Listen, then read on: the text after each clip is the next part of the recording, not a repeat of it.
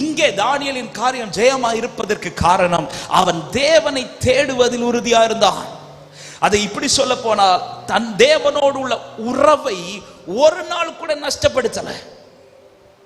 வேதம் அழகாய் காண்பித்து தரு தான் முன் செய்து வந்தபடி.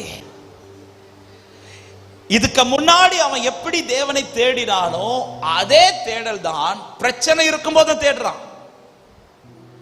ஆனா நமக்கு என்ன விசேஷம்னா பிரச்சனை வந்தாதான் தேடுவோம்.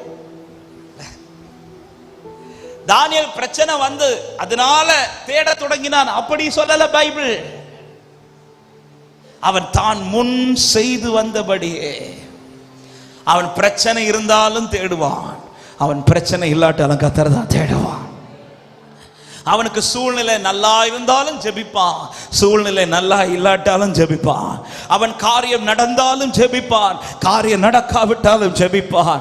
ஹல்லேலூயா. அவனுக்கு பலன் இருந்தாலும் ஜெபிப்பான், பலன் இல்லாவிட்டாலும் ஜெபிப்பான். எந்த சூழலில் கர்த்தரை தேடுகிறவர்களை கர்த்தர் ஜெயமுள்ள வாழ்க்கையை வாழ வைப்பார். ஆமென் சொல்லுங்க பார்க்கலாம்.